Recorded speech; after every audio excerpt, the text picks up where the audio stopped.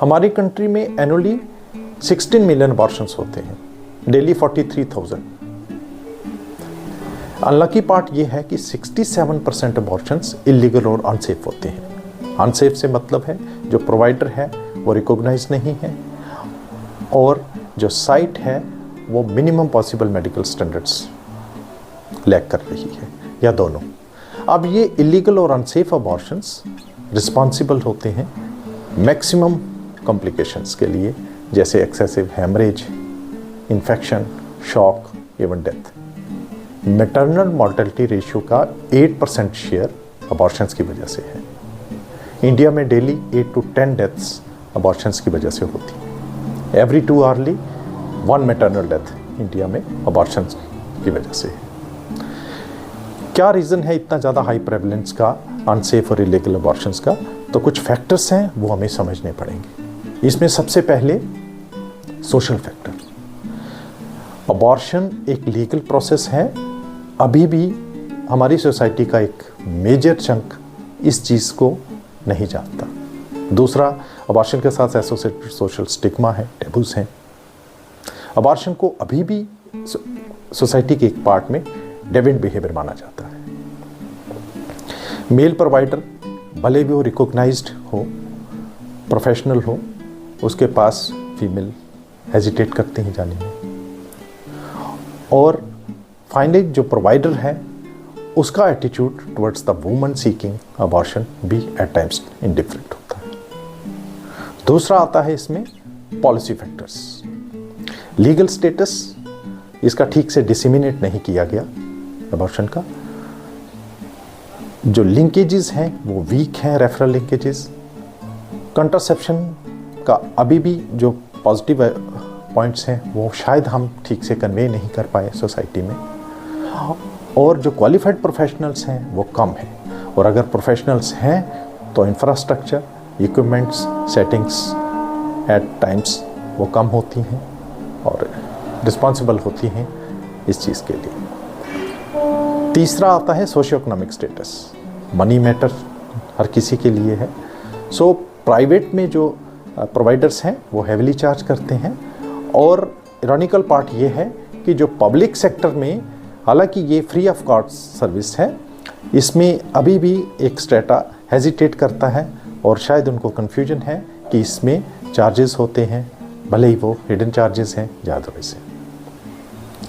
और फाइनली जो access factor है, अंडरसर्व्ड एरियाज में अभी भी क्वालिफाइड प्रोफेशनल्स कम हैं, और जो साइट्स हैं रिकॉग्नाइज्ड फॉर एमटीपी वो ठीक से एडवर्टाइज नहीं है। अब ये सारे फैक्टर्स जॉइंटली कंपेल करते हैं हमारी सोसाइटी के एक ग्रुप को टू अप्रोच द क्वैक्स और अनरजिस्टर्ड प्रोफेशनल्स को फॉर टर्मिनेशन ऑफ प्रेगनेंसी, और अल्टीमेटली कॉम्प्लिकेशंस होती हैं। हालांकि गवर्नमेंट ऑफ इंडिया की बहुत सारी पॉलिसीज़ हैं, स्ट्रेटजीज़ हैं, जैसे नेशनल पॉपुलेशन पॉलिसी में 2000 में, RCH2 में, NHM में स्पेशल एम्फेसिस किया गया है कम्प्रिहेंसिव अबॉर्शन केयर। इसको एक मेडिकल प्रोसीजर नहीं कंसीडर किया जाता, बल्कि केयर है, कमिटमेंट, कंपैशन, इसमें काउंसलिंग ज़रूरी है, और फाइनली कंट्रासेप्शन इसका एक ज़रूरी पार्ट है। और इसमें जो सर्विसेज हैं वो बेसिकली टेलर मेड होनी चाहिए as per the women's medical and personal requirements. 3 key points हैं इसमें कम्प्रिहेंसिव अबॉर्शन केयर में। चॉइस, उसको राइट है whether to continue with pregnancy और नॉट, उसमें स्पाउस का कंसेंट ज़रूरी नहीं है।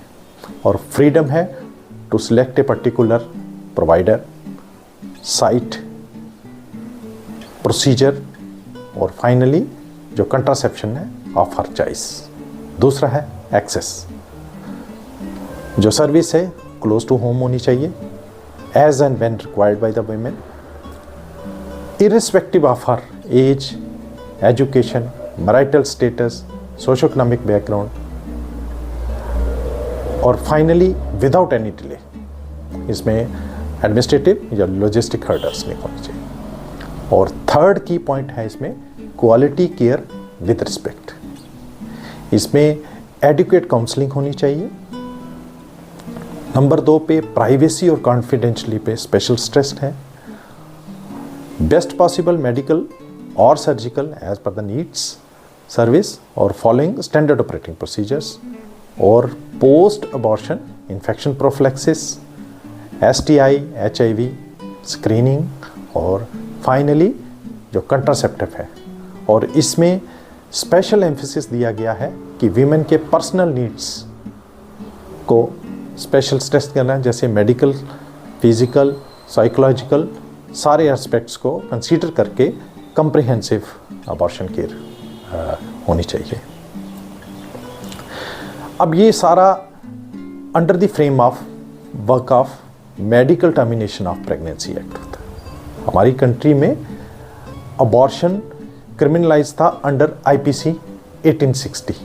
इसमें टर्निंग पॉइंट था शादीलाल शाह कमेटी 1966 में, जिसने रिकमेंड किया, और medical termination of pregnancy act 1971 जो एनफोर्स्ड हुआ 1 अप्रैल 1972, और हमारी स्टेट J&K में ये 31 अक्टूबर 1974 में। टाइम टू टाइम अमेंडमेंट्स हुई। 2002 में लिबरलाइजेशन ऑफ अबॉर्शन पे स्ट्रेस किया गया, और रिसेंटली 2021 में इसमें gestation age for termination of pregnancy 20 week से लेकर इंक्रीज करके 24 वीक्स कर दी गई। अब कौन कर सकता है MTP? सो इसमें स्पेशली रिकॉग्नाइज्ड मेडिकल क्वालिफिकेशन जो इंडियन मेडिकल काउंसिल एक्ट 1956 में हो, और स्टेट मेडिकल रजिस्टर में प्रोफेशनल एंटर्ड हो। 20 वीक्स तक 1 RMP, और 20 वीक्स से 24 वीक्स ऑनवर्ड्स 2 RMPs। इसमें 24 वीक्स के लिए टर्मिनेशन, 20 to 24 वीक्स की टर्मिनेशन के लिए स्पेशल कैटेगरी ऑफ वुमेन, जैसे rape cases, incest, minor, physically challenged, mentally ill, humanitarian rights, emergency. तो हालांकि इसके लिए डिस्ट्रिक्ट मेडिकल बोर्ड का परमिशन ज़रूरी होता है, और डिस्ट्रिक्ट मेडिकल बोर्ड जो है इसमें 4 मेंबर्स होते हैं। इसमें गायनिकोलॉजिस्ट, पीडियाट्रिशियन, सोनोलॉजिस्ट और रेडियोलॉजिस्ट, प्लस ए मेंबर